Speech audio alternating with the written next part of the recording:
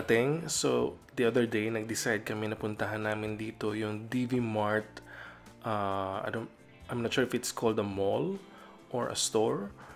DV Mart is like a small extension of the Divisoria section in Manila na bilihan ng mga maraming mumurahing mga gamit like school supplies, damit, gadgets, electronics, at maraming iba pa. So nagulat ako kasi meron pala dito sa aming city ng ganito, kaya medyo natuwa ako. So when we came here, this particular store dito sa city, sobrang tuwa ako. You know, like it's like a feeling of going to Disneyland. A Disneyland for homeowners or kitchen lovers kasi napakaraming mumurahing gamit. Ang daming mumurahing mga kitchen utensils, kitchen tools, mga plato, baso, etc. etc. etc. So medyo natuwa talaga ako kasi mumurahin talaga siya. Para talaga siyang Divisoria. Ganun siya kakamura. So nung particular day na pumunta kami kasi naghahanap kami ng ilalagay ko ng mga gamit dun sa aming banyo kasi medyo maraming kulang. Like yung mga lalagyan ng sabon, pati mga kailangan namin sa kitchen, lalagyan ng mga divider para sa mga kutsara, kutsarita, sa mga tools na ginagamit namin sa kitchen para mas organized. So marami akong nakita. Actually, nabili ko lahat ng gusto ko. And then, umuwi kami sa bahay, nagamit ko talaga siya kasi ito talaga yung mga hinahanap ko at ito talaga yung fit para dun sa mga gamit na kailangan namin sa bahay. Bumili rin kami ng ibang tools like kitchen, garden tools, garden shears. So, pasensya na rin kayo kasi hindi ako nakapag-record. Actually, nakapag-record ako dun sa store. Kaso meron nagpe-play na music in the background. So, hindi ko pwede siyang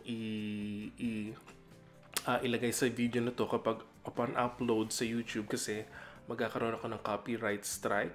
So, ayoko ng ganun. So, iniiwasan ko yung kaya nakamute yung audio ko while we were looking at some stuff in the store. So, pasensya na kayo. Nagre-record ako ngayon sa bahay. And then, meron sigurong background noise ng asong tumatahol at saka ng tricycle at saka ng mga taong nagsisigawan sa labas. So, pasensya na kayo.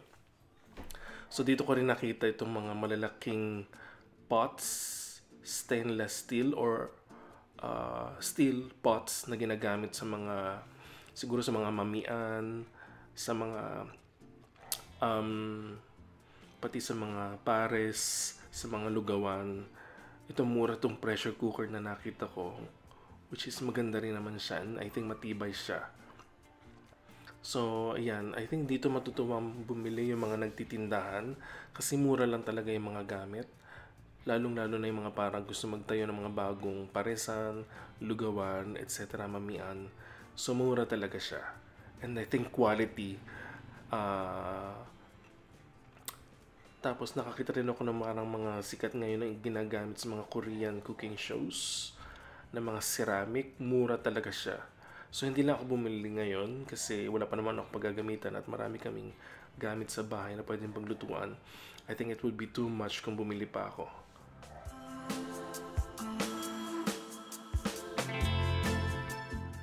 So ayan, tinitingnan ko yung presyo niya, medyo affordable naman siya and I think mas mura siya kaysa dun sa mga nakita kong binebenta sa SM. Magaganda rin yung design and I think it fits dun sa mga minimalist kitchens na meron kayo sa bahay. Mura siya. I think pinapakita ko yung price dito. Kung hindi nga lang ako maraming gamit sa bahay, siguro bumili na naman ako. And then punong-puno na naman yung kitchen namin na wala naman akong lulutuin. Yan, so magaganda rin yung colors. Meron kayong options for colors. At nang tumingin-tingin pa ako ng iba, I think nakakita ako ng mga stainless steel na mga kawali, wok. Kaso hindi ito yung mga black na wok na ginagamit ng mga Chinese sa mga Chinese restaurants and ginagamit din ng ibang mga Pilipino tuwing nagluluto sila. Actually, yung particularly yung hinahanap ko at hindi ko nakita dito sa DV Mart.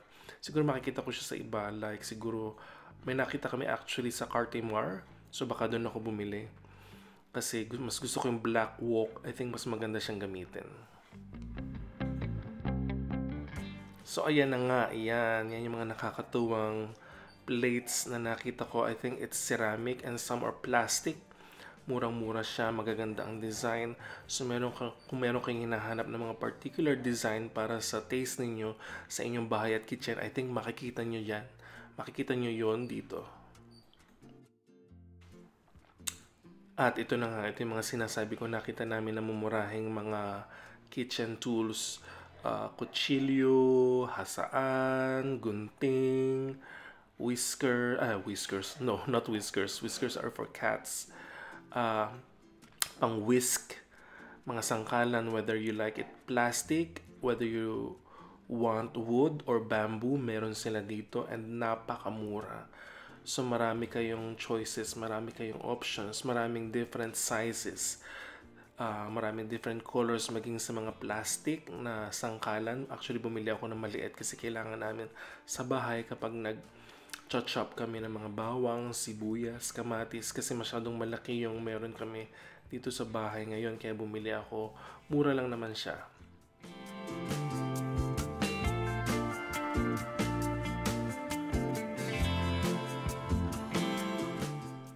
So I think tumingin din kami ng abrilata, mga pambukas ng cans kasi wala kami dito sa bahay. Pambukas ng mga bote, slicer ng pizza, peeler, medyo hindi ko type yung mga gantong peeler. May binili akong peeler actually when I was abroad, hindi nila ko dito kasi mas preferred ko yun. So I think ilan lang yung nabili namin dito, mga embudo, mumurahin. Bumili rin ako ng mga wooden na mga siense kasi mas preferred ko yun kaysa sa metal kasi masisira yung mga sensitive pots and pans namin dito sa bahay, matatanggal yung layering.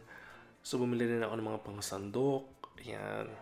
So bumili ako ng mga spatula, yan. And marami din kami nakita ng mga pang mold, mong baking materials. May nakita kami yan. I think kompleto sila dito at mas mura. So tinitingnan ko nga itong pang mold kasi gusto kong gumawa ng biko o ng bibingkang kanin. I'm so sorry dahil may tumatawal na naman sa the background. So pasensya na kayo. Hindi po sa amin yung aso na yon, sa kapitbahay po yun. So yan, maraming baking tools ka mabibili rin dito and molds.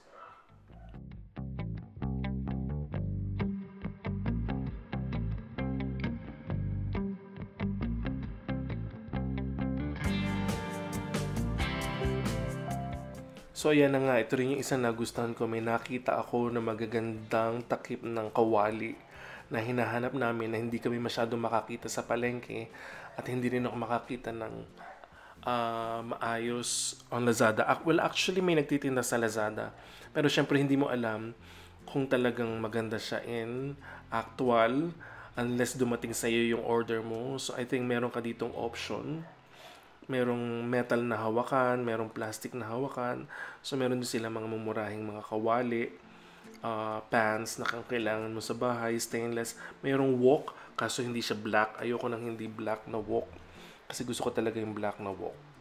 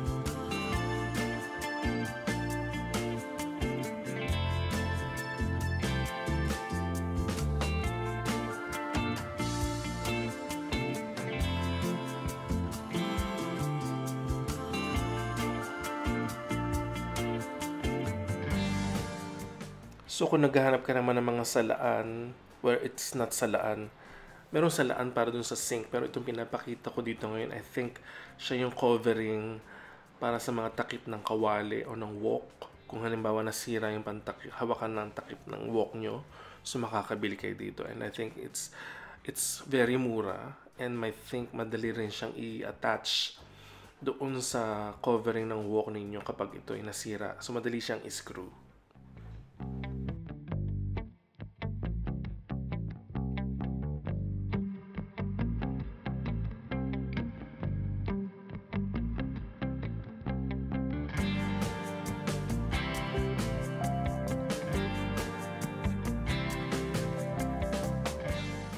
Marami ring options ng mga timba, tabo, and other bathroom necessities na pwede kayong makita at mabili dito na like basurahan din. Maraming options, different sizes, different colors.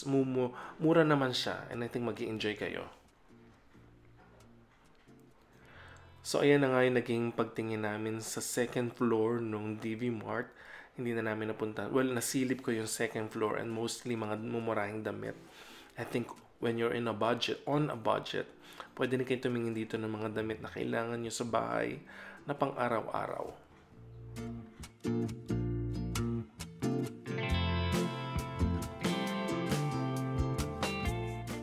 So ayan na nga yung DV Mart store dito sa aming lugar. Kaya kung naghahanap kayo ng mga mamurahing gamit sa bahay, pumunta na kayo dito at bumili. Talagang mura siya, and I think quality products meron sila dito.